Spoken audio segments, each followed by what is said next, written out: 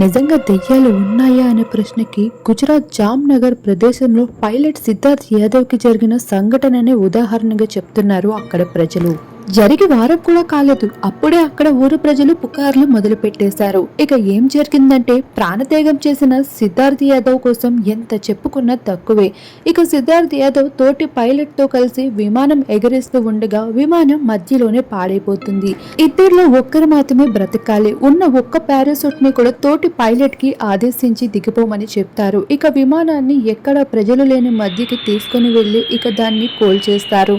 అలా తన ప్రాణాలు తను అర్పించుకుంటారు. ఈ విధంగా దేశవ్యాప్తంగా గుర్తుండిపోయారు ఒక జవాన్ గా. 10 రోజుల్లో పెళ్లి పెట్టుకొని ఆఖరికి ఇలా తన ప్రాణాలు కోల్పోవడంతో ఇప్పటికీ దెయ్యమై ఆ చోటే తిరుగుతూ ఉన్నాడు. అలానే తన భార్య కలలోకి వెళ్లి తనని పెళ్లి చేసుకోలేకపోయినందుకు చాలా బాధపడిన సంఘటనను కూడా చెప్పుకున్నాడంట. అటువైపుగా వెళ్తున్న విమాన ప్రయాణికులకి ఇప్పటికీ కూడా కనిపిస్తున్నాడంట. జరిగి వారం కాలేదు, అప్పటికే ఎన్నో వార్తలు నిలుస్తూ ఉన్నాయి. జామ్నగర్ లో సిద్ధార్థ్ యాదవ్ చేసిన పని ఇప్పుడు పుకార్లుగా మారిపోయింది.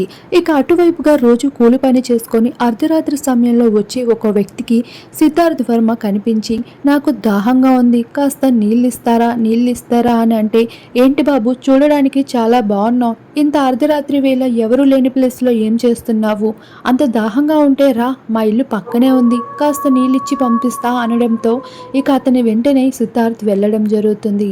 అలానే తను నీళ్ళిస్తే ఆ నీళ్లు కూడా తాగి ఇక తను కనిపించకపోయేసరికి, ఏమైంది, ఇప్పుడే కదా నీళ్ళిచ్చా, అసలు ఆ అబ్బాయి కోసం అడుగుదామంటే అప్పుడే వెళ్ళిపోయాడేంటి అనుకుంటూనే పక్కన ఉన్న వ్యక్తులకి చెప్పడంతో, ఎవరికి నీళ్ళిచ్చావయ్యా స్వామి, నీ పక్కనే ఉన్నావు, ఉత్తిని గ్లాస్ తీసుకొని ఎవరికో అందిస్తున్నట్లు కనిపించావు, నీ భ్రమ అంతా, ఎవరు లేరు ఇక్కడ అనడంతో, అయ్యో రామా, నేను ఇప్పుడే ఒక వ్యక్తికి నీళ్ళిచ్చా, పైలట్ బట్టలు వేసుకొని ఉన్నాడు, ఎంతో దృఢంగా ఎంతో అందంగా కనిపిస్తున్నాడు, నీళ్లు తాగడానికి దాహంగా ఉంది అంటే, సరే మా ఇంటికి రా ఇస్తా అన్నా, అంతలోనే మాయమైపోయాడు అనడంతో, అయ్యో స్వామి, మొన్నే ఇక్కడ ఒక ఇన్సిడెంట్ జరిగింది అంటూ ఊరు ప్రజలు తనకి చెప్పడం జరిగింది.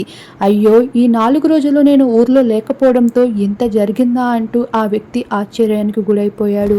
ఇలా సిద్ధార్థ్ యాదవ్ కోరికలు తీరకపోవడంతో ఇప్పటికీ కూడా అక్కడక్కడ కనిపిస్తూ భయభ్రాంతులకి గురి చేస్తున్నాడు. కానీ ఎవరిని ఏమీ అనకుండా తన పని తను చూసుకుంటూ ఉన్నాడు. ఇక తన ఆత్మ శాంతించాలి అంటూ కుటుంబ సభ్యులతో పాటు అక్కడ ప్రజలంతా కూడా కోరుకుంటున్నారు. దేశవ్యాప్తంగా ఇటువంటి గొప్ప చరిత్రలో మిగిలిపోతూ కనిపించేశాడు సిద్ధార్థ్.